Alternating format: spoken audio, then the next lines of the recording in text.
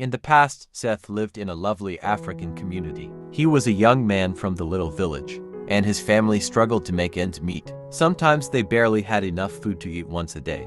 However, Seth had a grand ambition. He wanted to become a doctor in order to support his family and make them proud. Seth's parents were really poor, but they loved him so much that they decided to send him to the big city. When he turned 18, they didn't have much money, but they saved every penny they could. "Seth, you must study hard. We know you will make us proud," his father said. "You are our hope," his mother said as she gave him a big hug. Seth was sad to leave his family, but he knew it was the only way to improve their lives. He told himself, "I will work hard and I will come back as a doctor." Seth's family had faith in him, as did he. This was the start of Seth's journey to becoming a doctor, and he was confident that one day he would be able to transform his family's life. Everything felt different when Seth arrived to the university. The city was so large, and the people were different from those in his village. Seth was the only student in his class from the village, but that didn't bother him. He was there for one purpose: to become a doctor. Every day, Seth would get up early, go to his classes, and sit quietly at the front. He paid close attention to the teachers and took notes. Seth remained in his little room, studying while his classmates went out to have fun or relax. He wanted to be the best because he remembered the hope his parents had in him. Even though his parents sent him food, yam, rice, beans, and all, it wasn't always enough.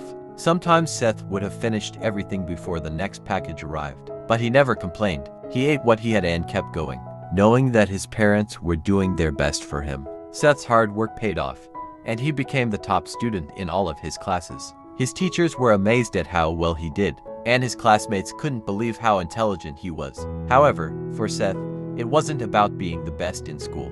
It was about making his parents proud and giving them a better life. As a result, Seth remained focused on his goal every day.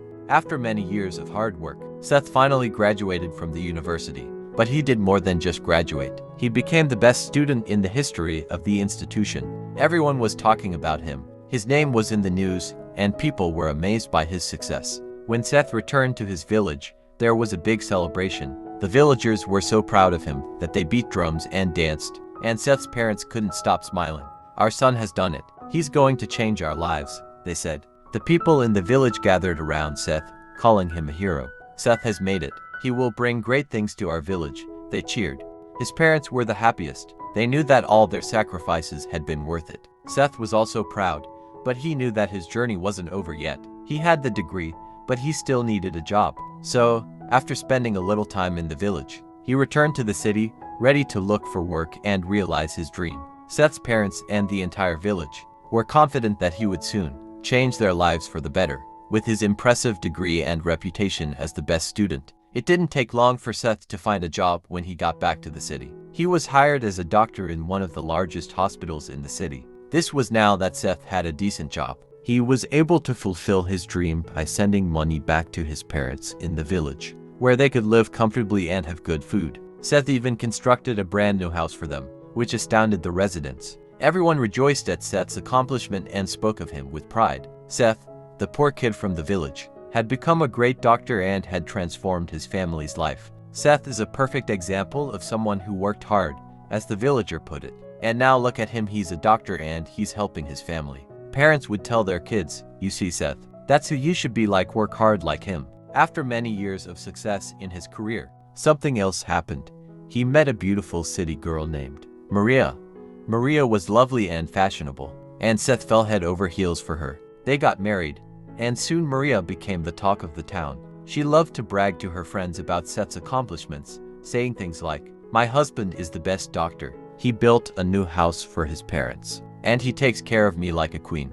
Seth's life seemed perfect. He had a great job, a happy family, and a wife who adored him. But he had no idea that things were about to turn around. Maria adored her new life with Seth. She liked the finer things like nice clothes, parties, and showing off to her friends, who were just like her, constantly bragging about their lives. Maria frequently bragged that, "Seth provides me whatever I want and that I live like a queen." But soon she became bored. Seth spent long hours at the hospital, sometimes even staying overnight due to emergencies. Maria didn't like this because she wanted more attention and fun. She complained to her friend Sophia, who loved giving advice, saying, "You should make Seth notice you. When he comes home late, Don't cook for him. Lock him out if you have to.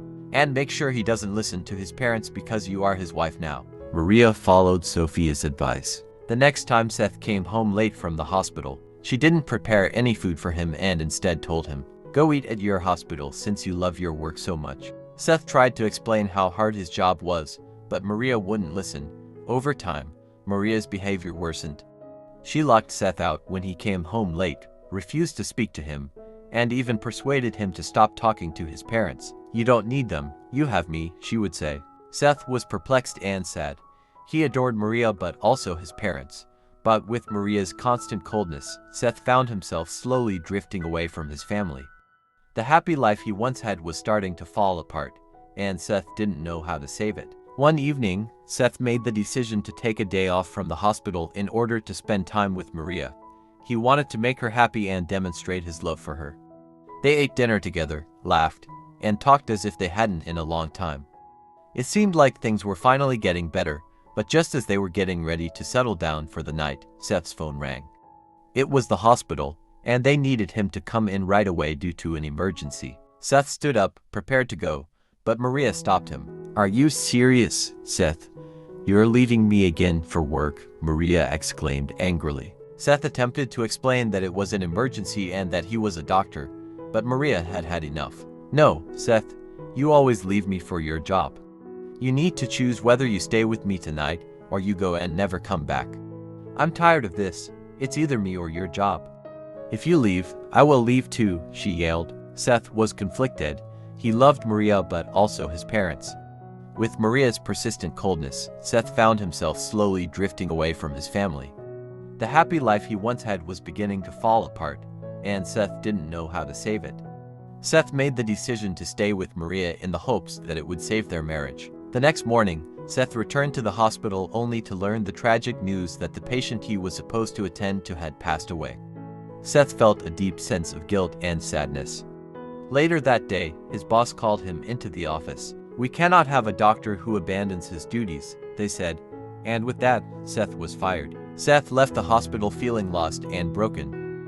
He had made a significant choice, but now it seemed like he had lost everything: his job, his purpose, and perhaps even his marriage.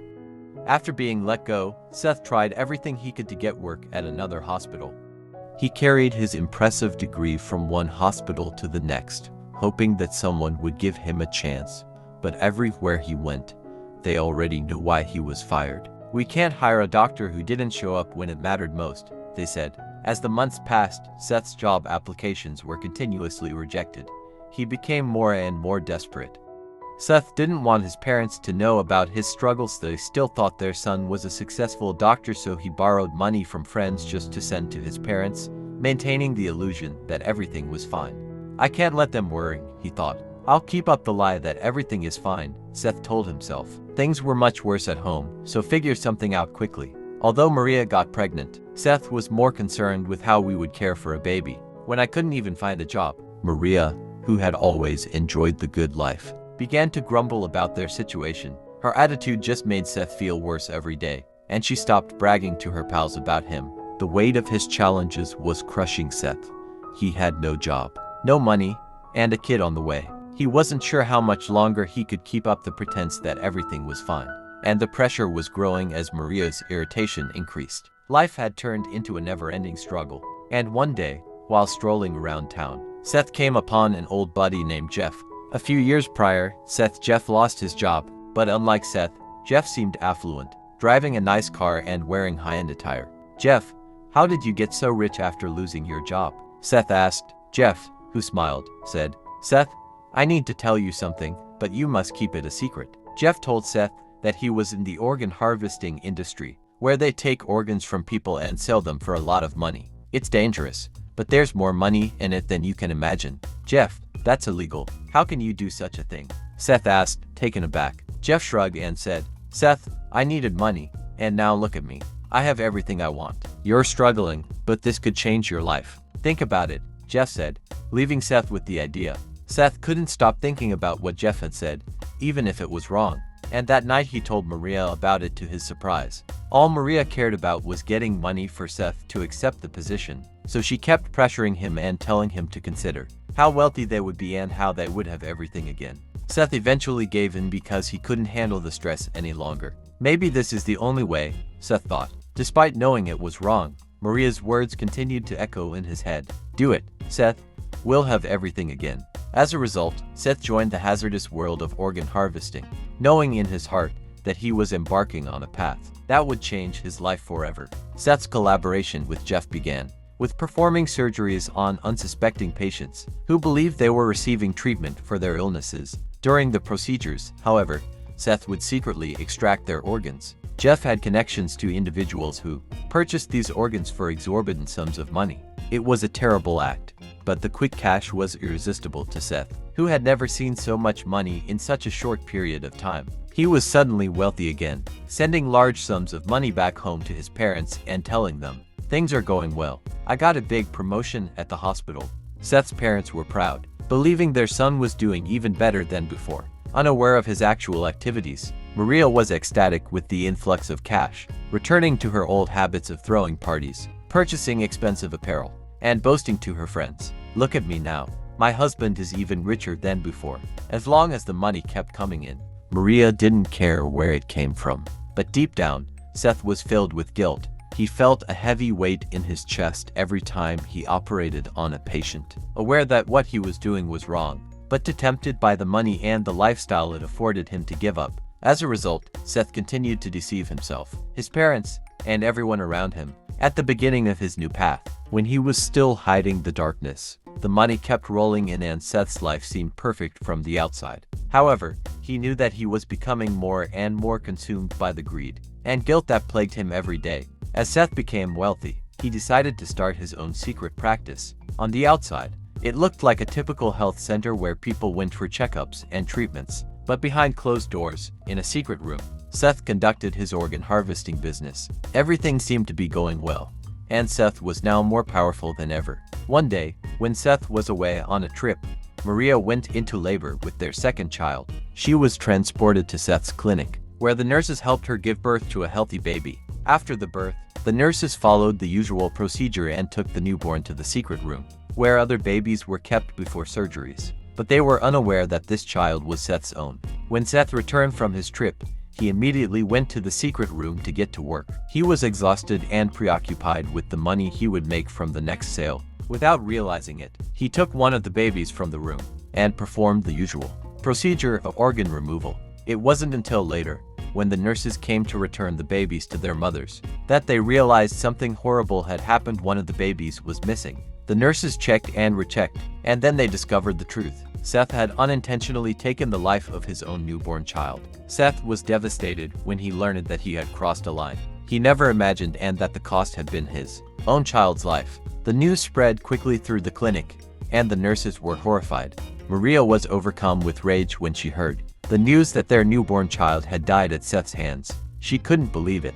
Even though she had pushed Seth into this dark life of organ harvesting, all she could see in that moment was the loss of her child, the guilt, the anger, and the sorrow. "You killed our baby," Maria yelled at Seth. "How could you?" Seth, already crushed by the realization of what he had done, attempted to explain. "I didn't know. I didn't mean to." But Maria wasn't listening. In her fury and sorrow, she was unable to. In a rage, Maria resolved she could no longer keep the secret without considering the repercussions. So she barged out of the house and went directly to the hospital where Seth had worked. There, she yelled for everyone to hear. "Seth has been harvesting organs. He's a monster. He even murdered our own child." The hospital's staff and patients were taken aback, and some even whispered in disbelief. They inquired about Seth's secret even though others were shocked that he could commit such an act. The clinic began to fall apart as the respected doctor was now seen as a criminal. Before Seth could plan an escape, the police were summoned and surrounded him at the hospital. Seth did not flee nor resist. Instead, he was overcome by all that had transpired. The police handcuffed Seth and took him away, leaving behind the chaos and pain that had consumed his life. As Seth was being led away, Maria, still overcome with grief, packed her belongings and fled the city with their first child, not wanting to face the consequences of her involvement in Seth's crimes. Nobody knew where she had gone. Seth was left to deal with the repercussions of his actions alone. The news of Seth's crime spread like wildfire. Once a celebrated doctor and the pride of his village, Seth was now seen as a disgrace. He had fallen so far from the bright, young boy with big dreams, all because of the dark path he had chosen in his desperate quest for wealth. Back in the village, Seth's parents were heartbroken when they heard what had happened. They had always believed their son was doing great things in the city, and had been so proud of him, bragging to everyone about his success. But now the truth was out, and their hearts were filled with sorrow and shame. How could our son do this? They wondered, unable to comprehend how Seth had changed so much. The villagers, who had once celebrated Seth as a hero, were now shocked. "We never thought this would happen," they whispered. Maria had fled the city with their first child, disappearing without a trace. The village, which had once been so proud of Seth, was now filled with disappointment. Seth, sitting alone in his prison cell, had lost everything: his career, his family, and his freedom, and was left with only the heavy regret of the choices he had made. Seth's journey, which had begun with so much hope and promise, had ended in tragedy. He had been given a chance to change his family's story, but in his desire for wealth, he had lost sight of what truly mattered. Now, all Seth could do was reflect on the wrong path he had taken, knowing it was too late to change anything. And so, the once proud village hero had become a man who had lost everything, all because he had let greed and desperation lead him down a dark road. Greed and poor choices can ruin even the brightest dreams, is the lesson of the story. Seth started with good intentions, wanting to help his family, but the pressure to maintain wealth, especially from his wife Maria, who pushed him into the illegal business, led him down a dark path. Maria's influence fueled Seth's downfall, demonstrating how selfishness and the desire for luxury can lead to tragic consequences. In the end, their pursuit of wealth brought only shame, heartbreak, and loss. I hope you enjoyed the tale. If so, please like the video, share it with your family and friends, comment on it, and don't forget to subscribe to the channel and turn on the notification bell for more enchanting tales like this one. Goodbye.